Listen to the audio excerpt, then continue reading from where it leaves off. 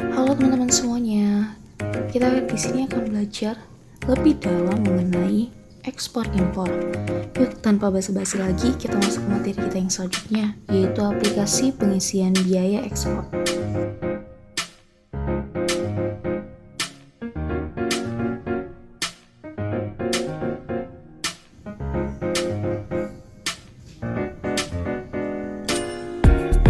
Aplikasi apa yang kita dapat gunakan untuk pengisian biaya ekspor?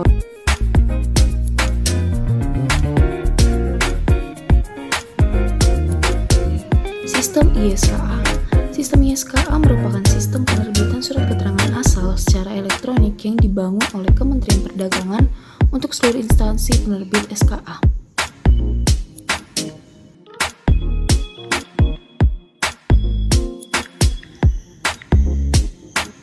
Sistem ISKA juga akan mengirimkan data SKA untuk dipertukarkan secara internasional yang pada saat ini digunakan untuk Indonesian National Single Window atau INSW dan ASEAN Single Window atau ASW.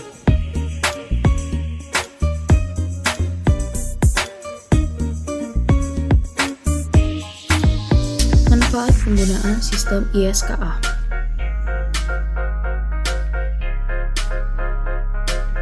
Manfaat penggunaan sistem ISKA yaitu: 1. Tersedianya media elektronik yang menghubungkan stakeholder penerbitan SKA. 2. Mempermudah proses perawatan sistem. 3. Membantu mempercepat pembentukan SKA.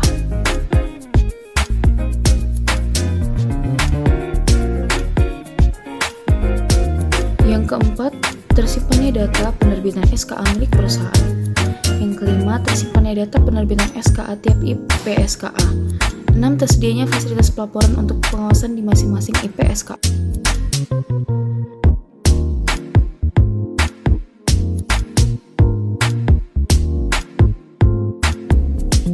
Tahapan proses pada sistem. Secara garis besar, tahapan proses pada sistem ISKA yang dapat dilakukan oleh eksportir atau pengusaha sebagai berikut. Tahap pertama yaitu registrasi. Proses ini mencakup registrasi secara online oleh eksportir atau pengusaha, verifikasi dokumen registrasi, dan approval data registrasi.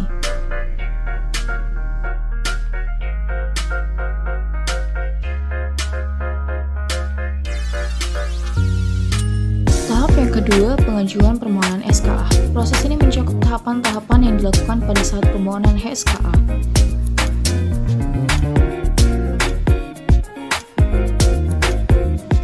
Tipe pengguna ISKA.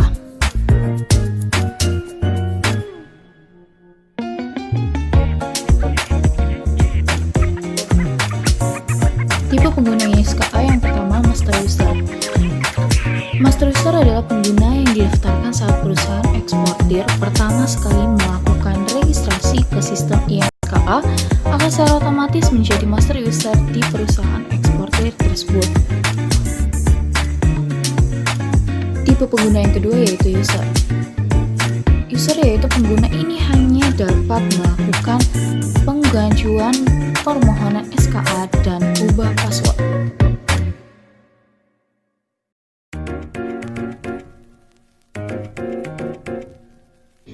Tata cara pengisian.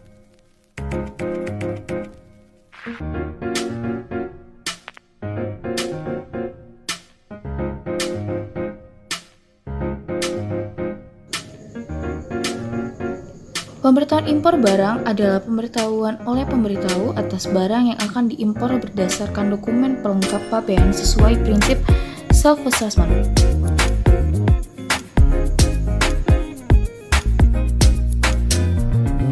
PIB dibuat dalam rangkap 3, yaitu pertama, lembar asli untuk pengeluaran barang, lembar 2, lembar BPS untuk Jakarta, yang ketiga, lembar ketiga untuk Bank Indonesia. Dalam hal ini diperlukan pemberitahu dapat membuat lembar kopi tambahan sesuai kebutuhan.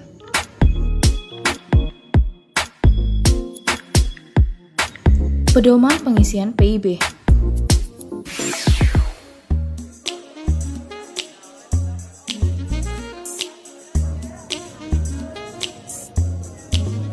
Yang Yang pertama, setiap pemberitahuan hanya diperuntukkan bagi satu pengiriman dan satu penerima. Yang kedua, setiap pemberitahuan hanya dapat berisi lebih dari satu jenis barang. Yang ketiga, dalam hal ruang dan data barang tidak mencakupi dapat dibukukan lembar lanjutan yang hanya berisi data angka tertentu.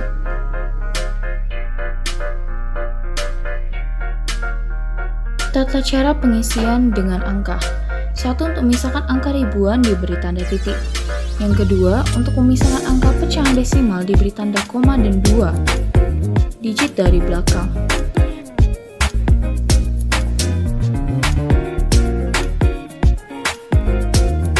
Pengisian kolom-kolom P.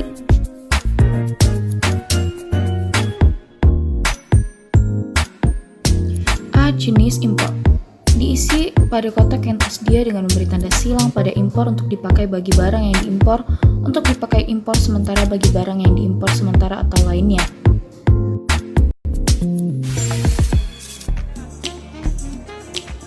B. Jenis PIB.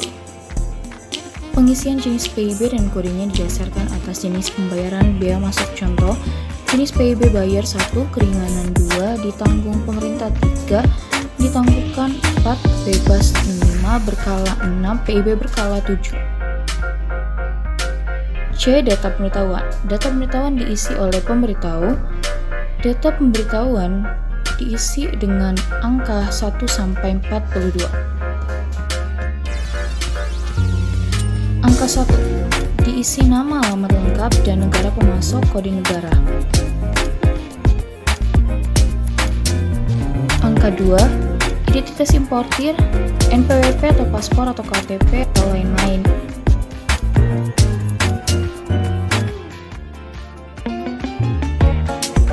Angka 3 diisi nama dan alamat importir yang lengkap. Angka 4 status diisi status importir seperti yang dicantum di bawah ini.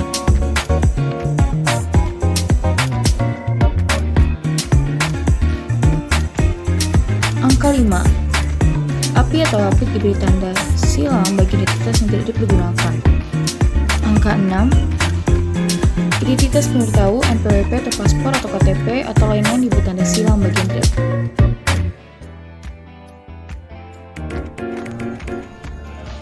Angka 7 nama alamat pemberitahu diisi nama dan alamat lengkap pemberitahu. Angka 8 nomor dan tanggal surat izin PPJK diisi kode kantor yang mengeluarkan surat izin, nomor surat izin pengusaha pengurusan jasa.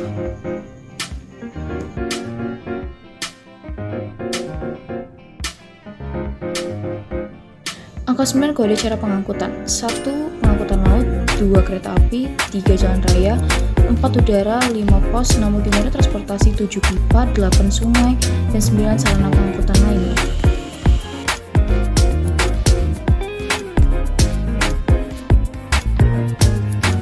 Angka 10 perkiraan tanggal tiba, angka 11 nama sarana pengangkut, angka 12 pelabuhan muat, angka 13 pelabuhan bongkar.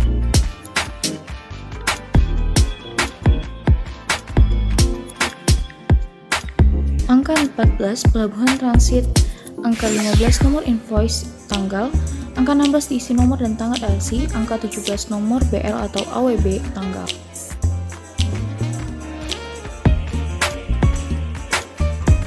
Angka 18 nomor BC1.1, angka 19 cap fasilitas, angka 12 tempat penimbunan, angka 21 valuta, angka 22 NDP.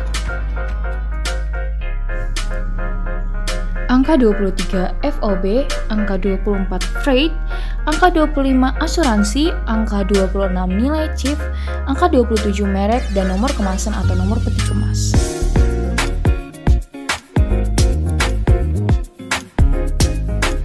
Angka 28 jumlah dan jenis pengemasan, angka 29 berat kotak atau KG, angka 30 berat bersih atau KG, angka 31 nomor urut, angka 32 pos tarif atau HS. Angka 33 negara asal, angka 34 tarif dan fasilitas, angka 35 jumlah dan jenis satuan, angka 36 nilai chief, angka 37 BM. Angka 38 cukai, angka 39 PPN, angka 40 PPNBM, angka 41 PPH, dan angka 42 total. Dokumen pelengkap pabean adalah dokumen yang diserahkan untuk menyertai pemberitahuan impor barang atau PIB yang digunakan sebagai salah satu dasar dalam penelitian atau pemeriksaan dokumen PIB antara lain 1 invoice, 2 packing list, 3 bill of lading, 4 bukti pembayaran, 5 surat kuasa, 6 angka pengenalan, 7 keputusan pembebasan, 8 STTJ, 9 kopi NPWP.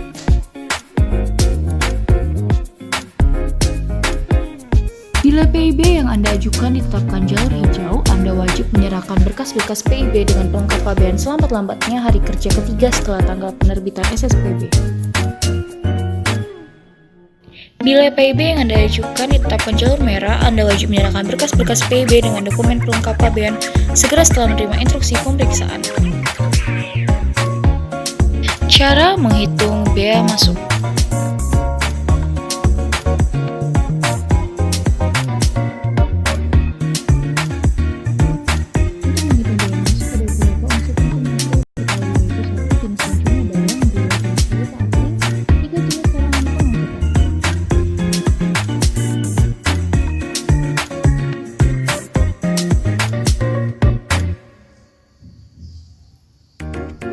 Yang keempat, tempat asuransi ditutup. Yang kelima, nilai pabean. Yang keenam, asuransi, yaitu A bila ditutup di luar negeri, B bila ditutup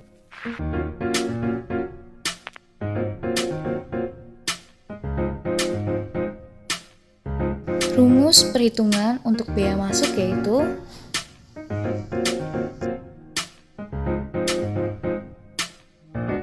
bea masuk anti-dumping dikenakan terhadap barang impor yang 1. Harga ekspor dari barang tersebut lebih rendah dari nilai normalnya. 2. Impor barang tersebut A. menyebabkan kerugian, B. menghalangi pengembangan.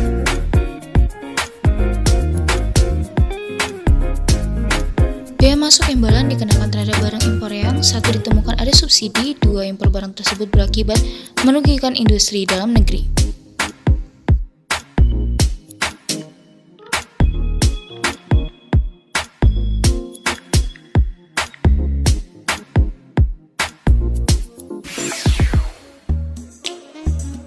Kami harap video ini dapat membantu teman-teman semua di rumah yang sedang belajar mengenai ekspor impor.